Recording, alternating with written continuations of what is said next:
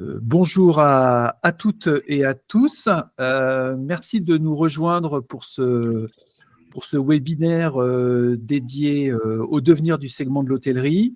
On va se présenter, mais on est aujourd'hui ravis d'accueillir la maison de gestion Atrim, qui a deux représentants dans la salle, à savoir Naïma Lamouissi et puis Damien Buisson, qui vont se présenter juste après. Le format est habituel maintenant. On va, nous, Deeptinvest, vous présenter un petit peu le marché, alors généralement du tourisme et puis spécifiquement le marché des SCPI. On va rentrer un petit peu plus dans les détails de tout ce qui s'est passé depuis 2020, parce que c'est un secteur et un marché qui a pas mal subi de turbulences. Et puis ensuite, derrière, on passera la main aux deux représentants de la maison de gestion Atrim qui vont pouvoir vous présenter un peu plus dans le détail et rentrer plus dans les éléments par rapport à tout ce qui peut se faire dans leur activité. Et puis, on garde toujours un petit quart d'heure pour les questions et les réponses qui pourront vous apporter, que nous pourrons vous apporter en fonction des demandes que vous ferez. Vous pouvez poser vos questions au fil de l'eau dans le chat. Il y a une petite bulle en bas à droite de votre écran qui va vous permettre de pouvoir poser ces questions au fur et à mesure. Et puis, on y répondra en bloc à la fin de la session.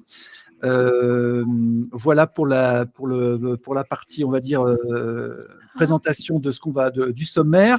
Vous gardez aussi en tête que juste à gauche de votre petit téléphone rouge qui est en bas de votre écran, vous avez 3 petits points et vous pouvez éventuellement mettre en plein écran, si vous le souhaitez, la présentation. Ça vous permet de pouvoir accéder directement à l'intégralité des informations de manière plus agrandie en fonction de la taille de votre écran. Voilà pour l'essentiel. Je vais vous laisser vous présenter tous les deux, Naïma et Damien, s'il vous plaît. Et puis, je vais chercher un micro qui est ouvert, a priori, qui va nous perturber au niveau du son. Allez-y. Très bien, merci Marc pour l'invitation. Bonjour à toutes et à tous, Damien Buisson. Je suis donc chez Atrim depuis près de 2 ans. J'ai passé plus de 20 ans dans le monde de l'hospitalité auparavant, chez Accor, Pierre et Vacances notamment. Et donc depuis 2 ans chez Atrim, en charge et de l'investissement et de l'asset management pour cette société de gestion.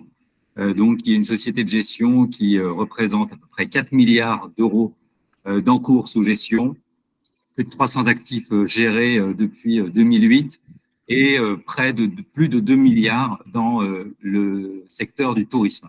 Donc, on a de vraies convictions dans le secteur du tourisme que j'aurai le plaisir de vous partager un peu plus tard. Et je laisse la parole à Naïma. Alors, bonjour à tous. Alors, excusez-moi, j'ai un petit problème de caméra. Ça fonctionnait parfaitement tout à l'heure, mais là, décidément, ça fait des petits caprices. Donc, Naïma Lamouissi, j'ai rejoint Atrim il y a 2 ans également en tant que responsable middle office au sein de la direction des relations investisseurs. Donc, je travaille aux côtés de Thibaut Zibert, qui est notre directeur des partenariats, et de Pauline Cornu-Thénard, notre directrice générale adjointe. Donc, je suis en charge de la relation partenaire. J'interviens sur la mise en place et le suivi des conventions de partenariat, mais également dans le traitement des souscriptions apportées par nos partenaires. Très bien, merci de ces présentations. Alors, à mon tour, moi, Marc Sartori, je suis le CEO de Deeptinvest. Deeptinvest, pour ceux qui ne connaissent pas encore, on est un cabinet d'analyse financière spécialisé sur les fonds immobiliers. Le cabinet existe depuis 2005, mais la plateforme disponible pour l'ensemble des CGP est en ligne depuis 2019. On a développé plusieurs outils à la fois pour faciliter la vente, la commercialisation des parts, l'analyse du marché. Et puis, on a aussi, au cœur de tout ça, développé 2 algorithmes qui vont vous permettre de profiler les fonds, un algorithme de performance financière, un algorithme de performance durable. Voilà, on intervient donc auprès des maisons de gestion et aussi auprès des cabinets de gestion de patrimoine pour apporter l'ensemble des éléments et puis apporter aussi des informations sur les différents segments qui peuvent exister sur le marché en matière de SCPI, et on est en train de rajouter toute la dimension SC à notre démarche. Voilà, les présentations sont faites. Bon, je viens de passer tout ça. Rentrons dans le vif du sujet. On va vous parler aujourd'hui de tourisme et d'hôtellerie. Pourquoi? Parce que c'est un secteur qui est extrêmement important, alors en France, mais aussi au niveau européen. Alors si on regarde ce qui se passe au niveau français, avant la crise sanitaire, parce qu'il y a quand même un avant et un après, ce qui s'est passé avant la crise sanitaire, on était une des premières destinations, si ce n'est la première destination touristique au niveau international. 94 millions de touristes en 2019, ce qui est quand même assez colossal. On avait, alors je parle un peu au passé, puis après on va voir comment tout ça s'est transféré pendant la crise Covid. Mais voilà, on était quand même on est quand même une très grosse destination. On a un patrimoine qui est très étendu, alors à la fois sur le littoral, mais il y a aussi tous les secteurs qui vont être à la montagne et en zone urbaine qui sont extrêmement développés et déployés. Et puis on a donc le secteur du tourisme qui représente entre 7 et 7,5% du PIB, ce qui est quand même très substantiel. On se retrouve avec un maillage aussi économique qui est extrêmement dense, avec plus de 320 000 entreprises qui fonctionnent dans ce segment de marché. Donc, un secteur très important qui a subi de plein fouet la crise sanitaire, puisque plus personne ne pouvait se déplacer. Donc, la période 2020 a été extrêmement compliquée pour ce segment. On regardera dans les chiffres ce que ça donne, mais globalement, toute cette dynamique est extrêmement forte. C'est pas arrêté complètement, mais en grosse partie. Les voyages touristiques ont diminué de 73% au niveau mondial. Enfin, c'est des chiffres qui sont assez colossaux et que pas grand monde n'avait vraiment pu anticiper. On a la consommation touristique qui était à plus de 114 milliards en 2020, qui a baissé de 34% par rapport à 2019. Donc voilà, énormément d'éléments qui ont percolé ce marché. Moins 50% de nuitées hôtelières en France métropolitaine sur la période. Des chiffres d'affaires qui ont été en berne. Pour autant, on a quand même… ça, c'était la situation en 2020. Et on a eu une période 2021 où on a eu un vrai retour, alors pas complètement à la normale, puisque vous voyez que les chiffres étaient encore en baisse de 7% par rapport à 2019, mais comme on avait fait quand même, on avait pris presque un moins 50, ça revenait quand même à des ordres de grandeur qui étaient beaucoup plus raisonnables. Et puis, alors si je regarde ce qui s'est passé au niveau européen sur cette même période, on a fait aussi, ça a été la catastrophe aussi pour l'ensemble des acteurs du secteur au niveau européen, donc ce n'était pas spécifique à la France. La France a quand même pu bénéficier d'un certain nombre de parapluies d'États qui ont été mises en place, et c'est ce qui a permis justement que ce rebond se fasse aussi rapidement, puisque c'est ce qu'on vous allez voir dans les chiffres. Donc si je prends quelques éléments, Espagne moins 77% de touristes, Allemagne moins 64% de nuitées. Vous voyez des chiffres qui étaient quand même voilà. Donc l'impact a été extrêmement substantiel. Et une fois qu'on a dit ça, eh bien on se retrouve avec un marché qui est reparti assez fort en 2021, et puis en 2022, on est revenu pratiquement à la situation de 2019, voire à dépasser certains des chiffres de 2019. Donc la crise du Covid est passée et voilà, l'ensemble des outils qui avaient été mis en place pour la passer ont plutôt fonctionné. Alors on n'est pas complètement revenu sur un certain nombre de dimensions, mais quand même globalement on a quand même une très forte augmentation des dépenses touristiques avec une clientèle internationale qui était extrêmement importante pour la France, qu'on avait complètement perdue dans les années 21, en 2021, et qui est revenue. Alors pas complètement, ceci étant, on a encore toute la clientèle chinoise qui n'était pas revenue complètement en 2022, avec les derniers allègements qui sont intervenus à la fin 2022. L'année 2023 devrait être une année, on va dire, normale, si tant est qu'on puisse avoir des années normales de nos jours. Voilà pour les éléments de marché. On a une dimension, évidemment, on va parler d'immobilier, donc c'était intéressant de mettre en évidence la dimension résidence de tourisme en 2022, puisqu'on a un secteur qui est quand même extrêmement important. Un quart de l'hébergement touristique en France, c'est le secteur de résidence de tourisme. Plus de 2300 résidences, presque 180 000 appartements, 700 000 lits. Enfin, voilà, c'est des chiffres qui sont quand même très substantiels, avec des répartitions relativement équilibrées entre la mer, la montagne et puis la ville. On a la campagne qui reste un petit peu en deçà, et puis des taux d'occupation qui ont été quand même plutôt performants sur cette année 2022.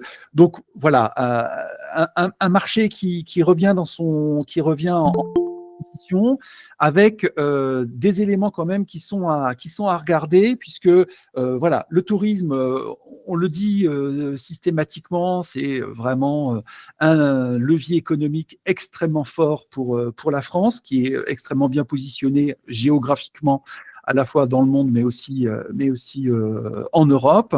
On a donc un afflux de clientèle qui est extrêmement large, avec maintenant des touristes qui viennent d'un peu partout pour visiter. Et puis, on a donc au niveau international plus d'1,8 milliard de tourismes internationaux. Donc, c'est extrêmement fort, et c'est vraiment une dimension économique extrêmement substantielle. Une fois qu'on a dit ça, on se retrouve à avoir des catalyseurs aussi de développement socio-économique qui sont extrêmement importants pour les pays. Catalyseurs parce que ça va permettre de réduire la pauvreté dans certaines régions rurales en stimulant l'activité économique. Ça va aussi permettre et contribuer à déployer et à développer de nouvelles infrastructures et de nouveaux services de transport. Et puis ça, globalement, améliore les compétences de la main-d'œuvre, parce que avec tout ce qui va être accueil, eh bien, ça nécessite des formations pour améliorer l'ensemble de la main-d'œuvre. Et donc, c'est vraiment un levier extrêmement intéressant pour l'ensemble d'une économie. Et c'est aussi pour ça, d'ailleurs, qu'il y a des campagnes de communication nationales qui sont entreprises, alors soit à la fois en France et puis aussi à l'étranger, pour dynamiser encore un peu plus ce secteur. Alors, pour autant, on est sorti du Covid, mais vous savez qu'on est rentré dans d'autres crises.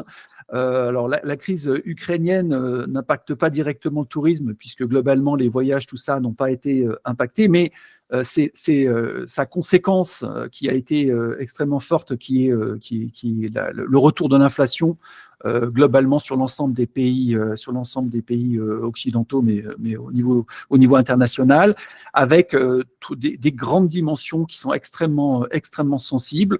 Évidemment, la facture énergétique est extrêmement forte. Il y a certains restaurateurs qui ont vu des factures augmenter depuis 400%. C'est des choses c'est des chocs économiques qui sont extrêmement violents.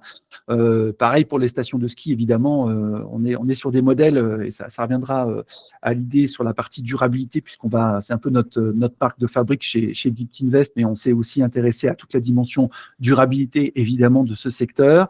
Et évidemment, quand vous avez des factures énergétiques qui sont extrêmement fortes, eh bien, vous vous retrouvez avec des acteurs qui sont percolés par cette dimension inflation.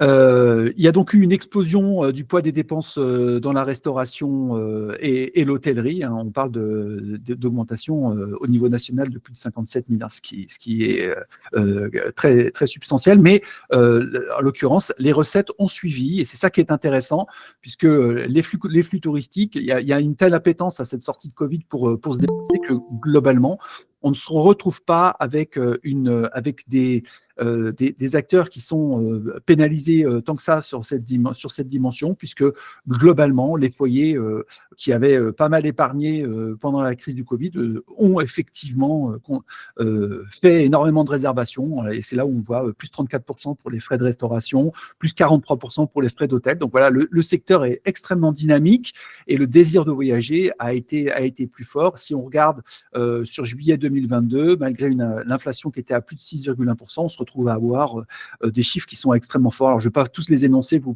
pouvez les lire, hein, mais quand même plus 80% d'occupation pour juillet et 85% en août, c'est quand même extrêmement, extrêmement fort. Donc, la dynamique de l'inflation n'est pas venue malgré les contraintes que ça implique sur les producteurs, sur les producteurs et sur les acteurs, elle n'est pas venue percoler pour le moment cette dimension, cette tendance à la hausse de l'ensemble des dépenses. Alors, il y a quand même un point qui est extrêmement important, qui est toute la dimension durable, parce qu'en fait, finalement, les contraintes environnementales, elles impactent l'ensemble des acteurs sur le marché, que ce soit des acteurs immobiliers purs ou d'autres acteurs. Et le tourisme est en train de prendre ou a déjà pris ce virage de la durabilité. Et probablement que la crise sanitaire a permis peut-être puisqu'on a vu des lieux qui étaient complètement désertés on a tous, je pense, en tête l'exemple de Venise avec des eaux translucides et puis beaucoup moins de tourisme de masse que ce qu'il pouvait y avoir. Et donc, ça a quand même renvoyé, alors même si évidemment le tourisme de masse reste une dimension extrêmement importante, mais ça a quand même renvoyé à l'ensemble des acteurs qu'il y avait peut-être une autre manière de faire les choses. Et la dimension durable est donc rentrée de plein pied sur ce secteur aussi. Alors, il est... si on prend le tourisme au global, sans parler de la partie immobilière, c'est quand même un gros contributeur aux gaz à effet de serre, hein, puisqu'on est à 8% des gaz à effet de serre. Pour mémoire, en fait, le secteur immobilier global, on est quand même sur des secteurs encore à 12 ou 13%. Donc voilà, on est quand même globalement un peu en deçà. Ça représente 11% de la production de gaz à effet de serre au niveau français, ce qui est quand même très substantiel. Ça se retrouve comment ? Ça se retrouve dans tout ce qui va être la gestion des climatisations dans les patrimoines, mais aussi des déplacements, tout ce qui va être évidemment aviation, etc. reste des dimensions extrêmement importantes. On a aussi un autre élément, c'est qu'on a beaucoup construit et donc ça a un impact aussi sur l'artificialisation.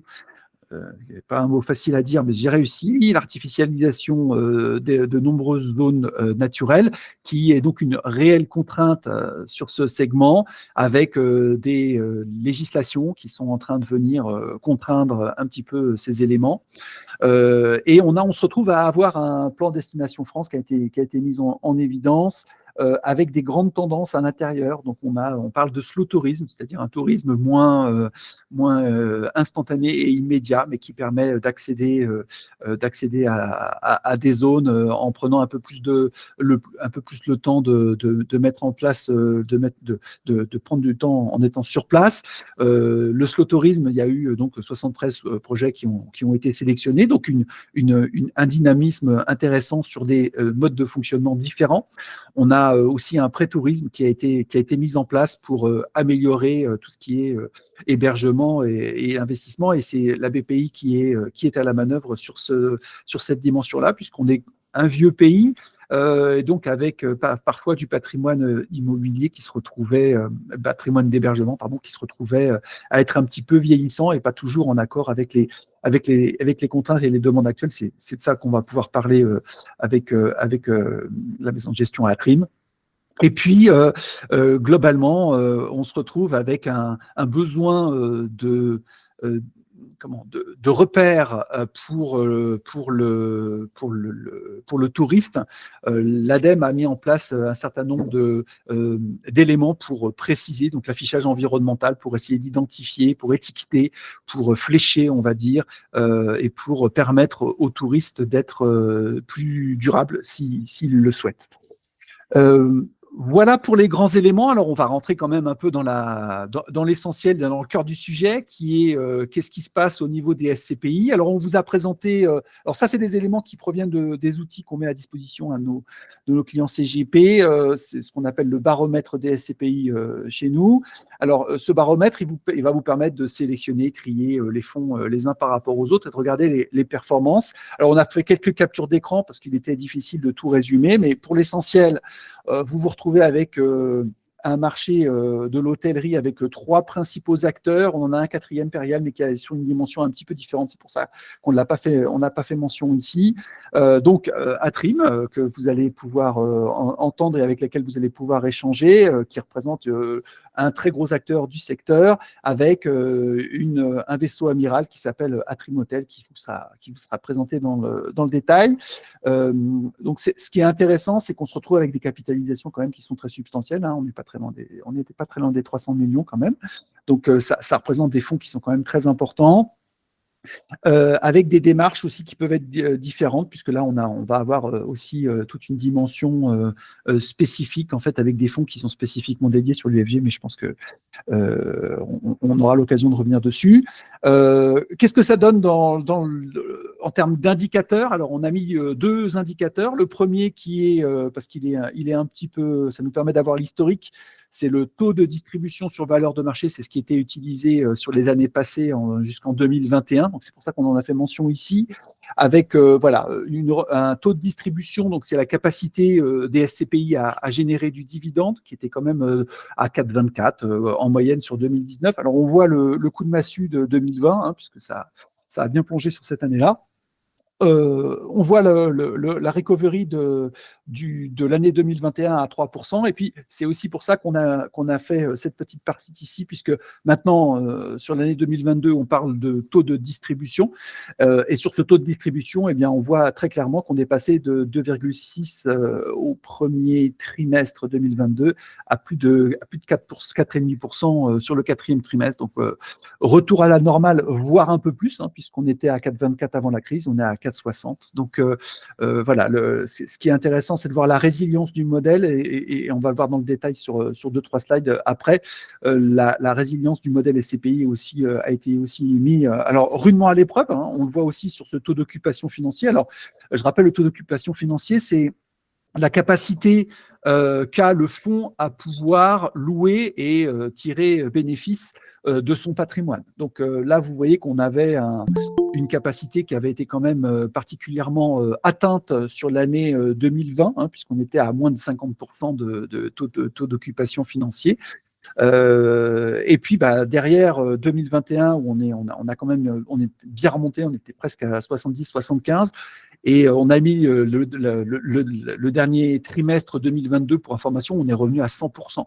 Donc voilà, donc il y a une forme de choc, il y a eu un choc conjoncturel, mais qui n'est pas venu, puisque 100%, c'était les taux qui étaient constatés en moyenne sur l'année avant Covid. Donc voilà, on est retour à la normale, on va dire, et voir un peu plus sur la partie des distributions. Alors après, derrière, comment ça se retrouve? On fait un peu aussi de la publicité pour nos indicateurs, puisqu'on vous savez qu'on propose deux algorithmes, un algorithme de performance financière qui est ici résumé sur les quatre fonds touristiques, et puis aussi un indicateur sur la partie durabilité, qui vous permet en tant que CGP de pouvoir remplir la case devoir de conseil, puisque vous allez avoir tous les éléments pour justifier de ce qu'on vous explique. Alors sur la partie performance, vous voyez Atrim est à 59 sur 100, ce qui est dans le segment un des meilleurs scores. Alors le score en lui-même, c'est ce qu'on dit toujours, est intéressant. Ce qui est plus intéressant, c'est comment est généré ce score. Et à chaque fois, vous allez avoir le détail sur la résilience du modèle, sur la performance du modèle. C'est-à-dire que vous n'allez pas forcément avoir toujours les meilleurs scores partout, puisqu'en fait, en fonction de la taille des SCPI, manifestement, une SCPI à 4 milliards de capitalisation va avoir beaucoup plus de liquidité de marché, mais il n'empêche que ça permet vraiment de positionner les fonds, et surtout des segments que vous ne connaissez pas forcément toujours parfaitement. Voilà, ça vous permet vraiment d'avoir le profil du fonds. Et donc, vous voyez que Atrim, dans cette catégorie-là, s'en sort plutôt très bien, avec un score qui est plutôt bien positionné. Sur la partie durabilité, On remercie les équipes d'Atrim qui ont répondu à nos questionnaires l'année dernière et on suppose qu'ils vont le faire aussi, la petite mise à jour qui va bien cette année. Pourquoi est-ce que c'est intéressant? Parce que ça va vraiment vous permettre de justifier auprès de vos clients, ceux qui vont être intéressés pour avoir une dimension durable, de justifier un 54 sur 100 pour situer la moyenne du marché. On est à 35 ou 36, puisqu'en fait, toutes les maisons de gestion ne souhaitent pas forcément communiquer sur leur performance sur cette dimension-là. Donc à 54 sur 100, vous voyez qu'on est Atrim Hotel est très loin premier sur cette dimension-là de durabilité.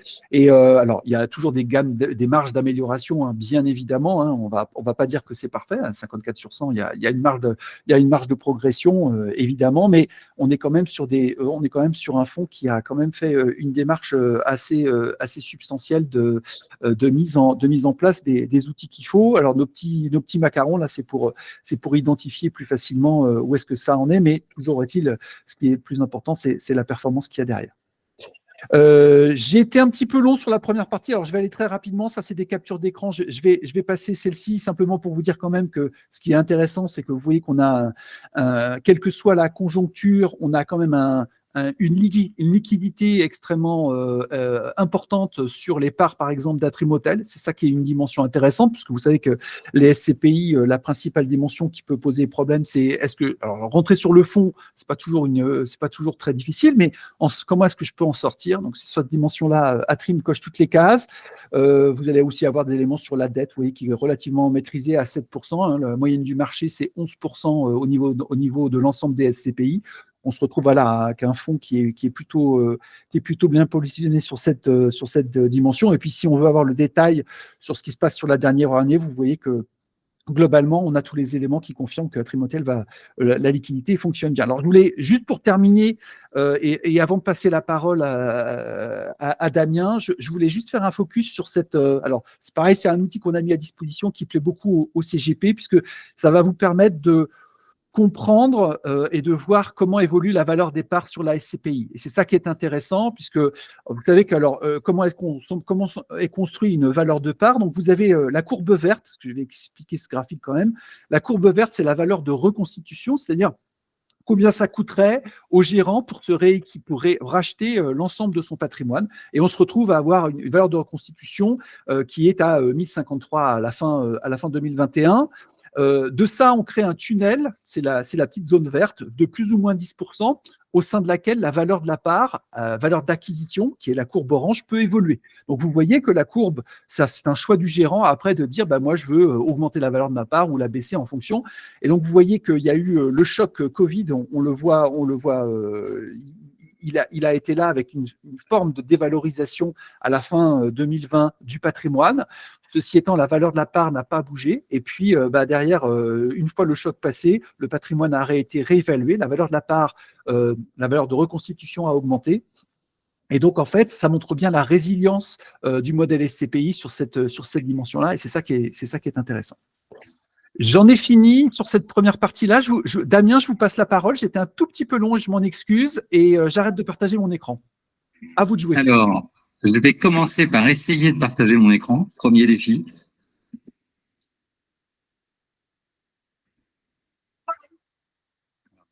Impossible de partager mon écran, évidemment. Ah, alors attendez voir. On va regarder cette partie-là. Clac. C'est normalement, si je vous mets en… Attendez voir. Peut-être que vous n'avez pas été identifié en co-organisateur. Est-ce que c'est mieux comme ça? Voilà. Normalement, je partage maintenant mon écran. Voilà, on le voit. Et là, vous voyez la présentation ou pas? Exactement. Et là, normalement, elle est en plein écran. Elle est en plein écran et tout va bien. Très bien. Alors, par contre, je ne vous vois plus. Donc, surtout, n'hésitez pas. Rebonjour à toutes et à tous. Et merci, Marc, à la fois de partager ces informations sur le secteur du tourisme, mais aussi de nous avoir conviés pour partager nos convictions. Alors, je vais rapidement présenter Atrim et ensuite vous donner justement un éclairage sur le secteur hôtelier que l'on met, secteur du tourisme et plus particulièrement le secteur hôtelier, que l'on met rarement finalement à la une, alors que ça a un poids considérable, et c'est ce que vous avez pu souligner dans l'économie, dans l'emploi, mais aussi dans l'activité de l'ensemble des territoires. Et c'est quand même aussi un secteur qui est tout le temps mis en avant dans les médias, alors peu considéré en termes de poids économique, et pourtant très mis en avant dans les médias. On a pu le suivre pendant toute la crise Covid, quand les hôtels étaient fermés, quand les restaurants étaient fermés, et puis ensuite, quand il y a eu cet appétit de tous de pouvoir de nouveau voyager, découvrir les régions et repartir à l'étranger. Donc en fait, j'ai envie de dire que c'est un peu le parent pauvre de l'économie aujourd'hui, et pourtant, c'est une activité et un secteur extrêmement résilient. Donc, pour pouvoir vous présenter, et avant de rentrer plus en détail, je veux quand même vous parler rapidement d'Atrim. Donc, Atrim, c'est, je vous le disais tout à l'heure, 4 milliards d'actifs sous gestion, et vraiment avec une vision qui est celle d'être une vision engagée, avec des convictions très fortes pour investir positivement l'avenir. Et quand on dit l'avenir, c'est vraiment dans le sens de durabilité. Quelques chiffres sur cette société de gestion. Donc, on a 15 ans d'expertise. Donc, la société a été créée en 2008. On célèbre cette année nos 15 ans. Depuis le démarrage, c'est donc 300 actifs gérés. L'avantage de cette industrie, et notamment de l'industrie touristique, c'est qu'on est sur des durées moyennes longues en termes de baux, c'est des durées moyennes supérieures à 10 ans. On travaille aujourd'hui avec plus d'une dizaine de partenaires hôteliers de référence, et vous le verrez au travers de la présentation de la SCPI Atrim Hôtel, Accor, le Club Med et d'autres, voilà, qui sont des fleurons finalement de l'industrie touristique en France et aussi évidemment à l'étranger. Et globalement, ce qui va faire la différence par rapport aux autres sociétés de gestion, c'est d'abord notre expertise dans le domaine du tourisme, voilà, avec notamment ce véhicule absolument 100% dédié à l'investissement touristique, donc la SCPI Atrim Hôtel, et puis 50 experts aujourd'hui qui sont à la fois des experts de l'immobilier, mais aussi globalement du tourisme. J'en suis un des exemples, mais voilà, on est plusieurs aujourd'hui à participer à cette expertise. Donc évidemment, il y a l'ensemble des équipes. Et là, vous voyez à l'écran ceux qui dirigent la société Atrim, et donc qui ont, comme Pascal Savary, notre président, 35 ans d'expérience et dans des sociétés de gestion, mais aussi dans le tourisme, puisque Pascal avait également fait une partie de sa carrière chez Accor. Et puis, voilà, on est évidemment, Naïma parlait tout à l'heure de Pauline, qui est directrice générale adjointe aux côtés de Martin et de Grégory Sopelza. Je passe rapidement pour aller plus en détail sur le secteur et l'industrie du tourisme. Alors, les chiffres, Marc, se recoupent. Hein, on est assez près, on est peut-être un peu mieux disant sur certains chiffres parce qu'on a tendance à voir une photo plus globale et pas forcément s'arrêter aux chiffres qui sont donnés, parce qu'il y a quand même cet effet aussi d'halo autour du tourisme. Est-ce qu'on considère les transports dans le tourisme? Est-ce que la restauration est complètement dans le tourisme? Donc, globalement, et là, c'est notre analyse avec à l'appui des chiffres notamment d'Atout France. Donc, la France, c'est la première destination touristique mondiale. Évidemment, Paris est une porte d'entrée incroyable. Donc, c'est vrai que quand on voit les images plus récentes de Paris, c'est toujours un peu dur parce que c'est la porte d'entrée. Et donc, c'est le premier réflexe de se dire, tiens, si on découvrait Paris et par ruissellement, on a envie de découvrir l'ensemble de la France. Là, je parle pour les touristes étrangers. Et donc, c'est vrai que les images un peu déplorables de ces dernières semaines, tant en termes d'hygiène que de manifestations, ne donnent pas forcément très envie. Et pour autant, c'est extrêmement résilient. On viendra ensuite sur les chiffres. Ça pèse pour 12% des emplois en France et plus de 10% du PIB.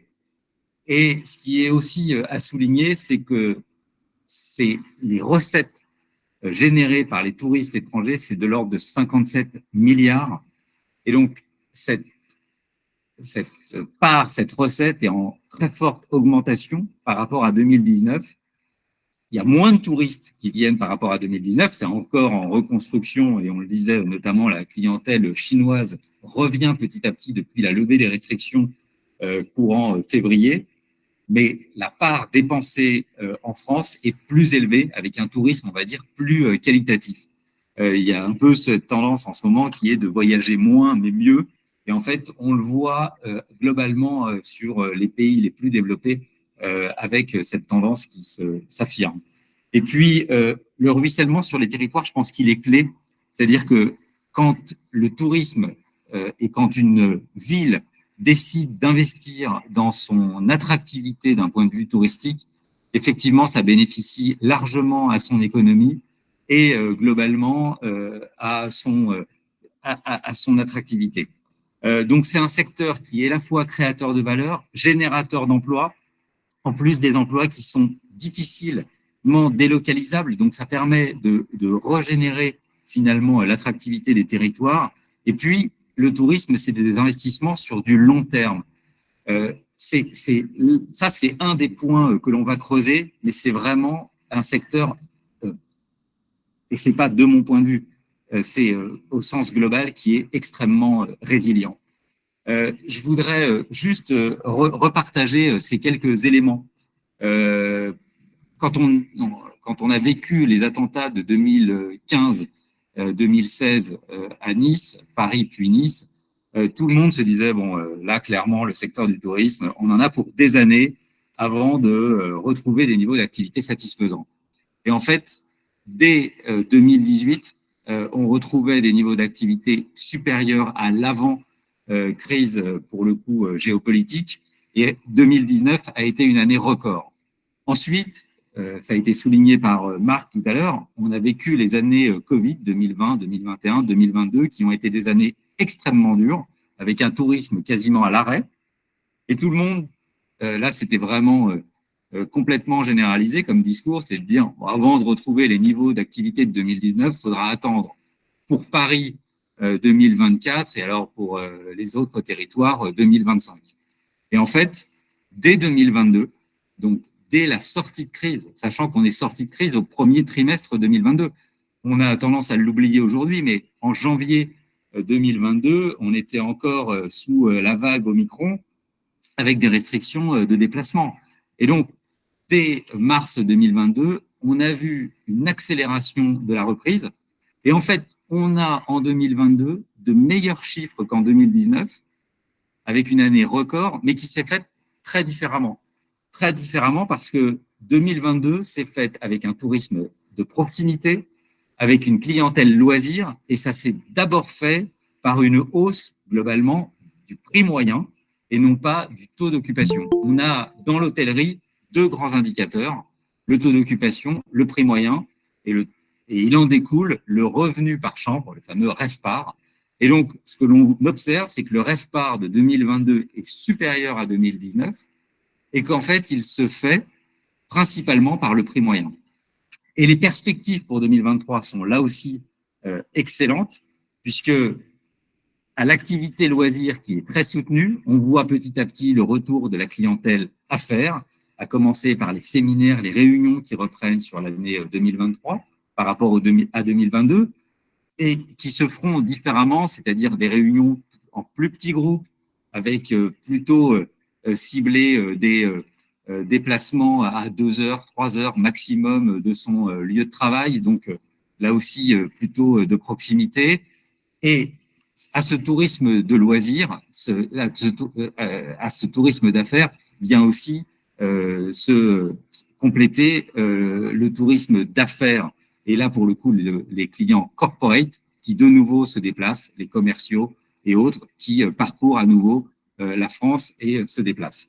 Donc, on a vraiment une industrie résiliente qui retrouve très vite, j'aime pas le terme de rebond, qui retrouve très vite ces niveaux d'activité supérieurs à 2019, avec une année 2022 qui est déjà une année record. Donc maintenant, en 2023, on va plus comparer à 2019 mais plutôt à 2022. Et puis, c'est une industrie qui est en mutation, en transformation permanente et que l'on se doit d'accompagner. Alors, là, j'ai souligné à l'écran deux éléments. C'est évidemment la digitalisation, tant en termes de distribution que de parcours client. C'est un des éléments clés. Mais on peut souligner aussi, évidemment, la cause environnementale et comment aller vers un tourisme plus vert et plus responsable, que l'on se place du côté de l'investissement, donc le choix à la fois de l'actif, de l'application du décret tertiaire et de comment rendre l'actif plus performant, mais c'est aussi en prenant l'angle client, évidemment, en se disant comment avoir une empreinte carbone, et je pense que là-dessus, tous les clients deviennent plus sensibles et c'est plus un discours de green bashing ou washing comme on pouvait l'avoir par le passé. Il y a réellement une attitude plus responsable. Et puis, la considération, et là, c'est un élément clé du personnel dans les hôtels, des salariés. Et on le voit bien, je pense qu'il y a eu un changement pendant cette période Covid de considération de tous ceux qui ont continué à travailler.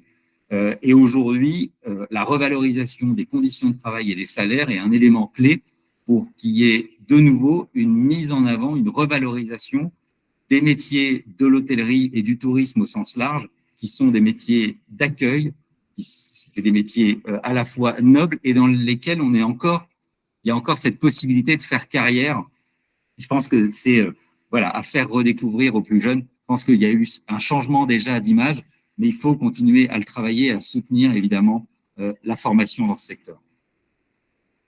Donc c'est un secteur vraiment passionnant parce qu'il se réinvente en permanence. On est passé, juste pour faire un peu d'histoire, mais 50 ans en arrière, c'était une hôtellerie hyper standardisée avec des grands hôtels, 200, 300 chambres. Aujourd'hui, et c'est lié évidemment à toutes les nouvelles attentes, c'est plus de proximité, des plus petits établissements, la porosité entre l'affaire et le loisir. On est dans un endroit pour un séjour business, mais on a on a envie de rester pour le week-end et on va prolonger en loisir.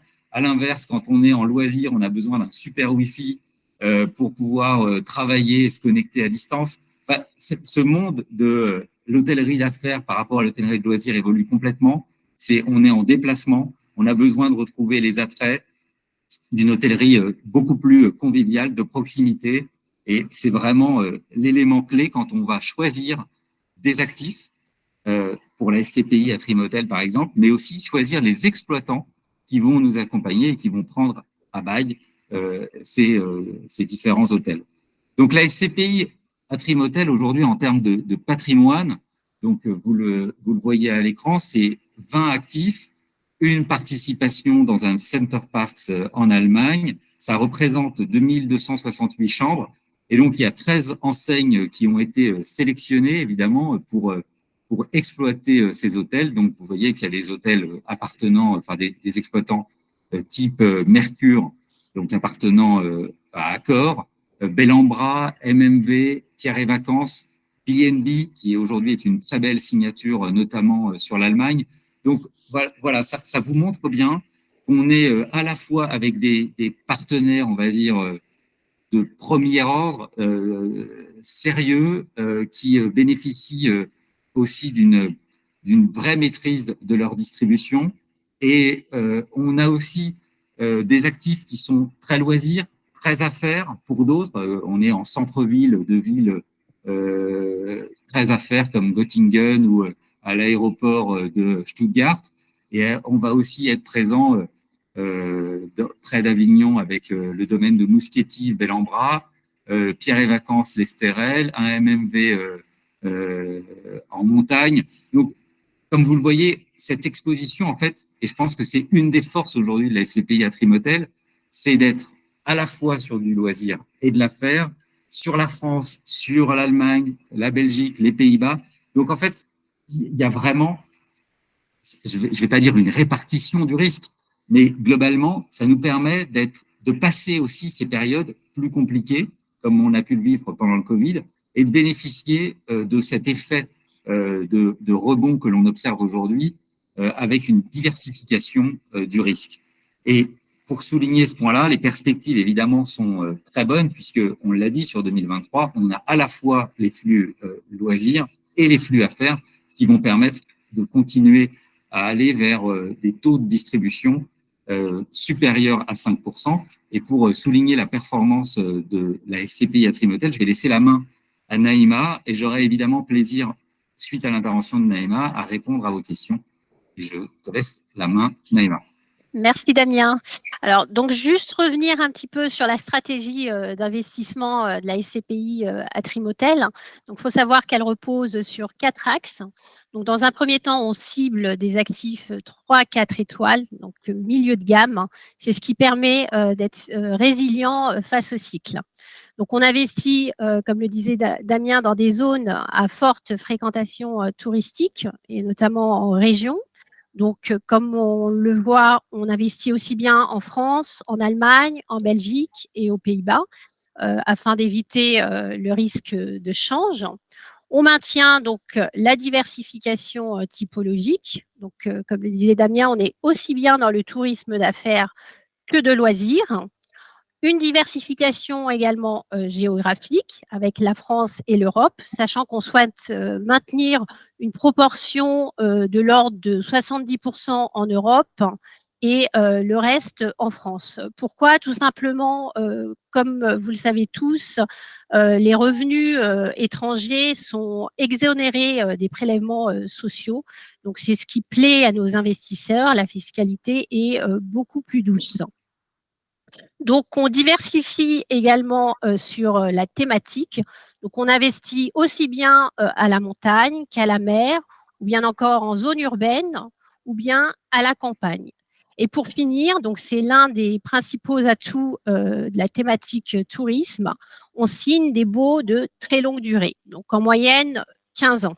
Donc, c'est ce qui assure une pérennité, une stabilité locative, et ce, auprès de grands exploitants que l'on a cités précédemment, donc Center Parcs, Bellambra, le B&B. Tous ces groupes ont la capacité de se recapitaliser en cas de crise. Et petite précision, tous nos baux commerciaux sont indexés sur le prix de la consommation. Excusez-moi. Donc, l'inflation, elle se reflète dans nos loyers. Donc, sur l'année 2023, d'ailleurs, on projette d'indexer nos loyers à plus de 3%. Donc, s'il fallait retenir certains points sur l'année 2022, donc le bilan, donc 5,05, c'est ce qu'annonçait tout à l'heure Damien. Donc, ça signe vraiment le retour officiel des bonnes performances de l'industrie du tourisme. Donc, après avoir vécu 2 longues années assez difficiles, avoir été challengé, mais pour autant, on a su rester résilient. Donc, pour rappel, on a distribué 2,64 en 2021, 2,30 en 2020, et tout ça en ayant récupéré uniquement 70% de nos loyers. Donc, les 5,05, nous sommes ravis de pouvoir vous les annoncer aujourd'hui. Donc, autre point, la valeur de notre patrimoine est en hausse. Donc, cela se reflète dans la valeur de reconstitution. Elle est au 31 décembre 2022 de l'ordre de 1 084,70 €. Donc, on a gagné 2% par rapport au 31 décembre 2021. Donc, pour un prix de souscription aujourd'hui de 1 000 €, sachant que toute première acquisition, elle se fait à partir de 5 000 €. Nous avons également acquis un nouvel actif en décembre 2022. Donc, il s'agit du Brekenham, Porte d'Ivry. Donc, c'est un immeuble neuf qui répond aux exigences RSE. Il est tout près de Paris. Il est performant en termes d'exploitation et il va bénéficier des retombées touristiques des événements à venir. Donc, je pense notamment au JO de Paris ou bien encore à la Coupe du monde de rugby. Donc, le prix d'acquisition de cet actif s'est fait à 20 millions d'euros et il génère en 2023 1 million de loyers, ce qui fait un rendement de 5,10%. Donc, la durée de bail, elle est de 9,5 ans.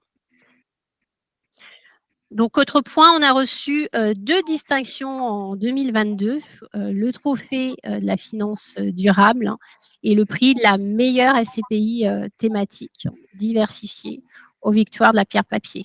Donc, c'est très important pour nous, ça vient souligner tout le travail qui a été effectué sur la SCPI et ça souligne également l'importance qu'a la SCPI Atrim Hôtel dans un portefeuille qui se veut diversifiant.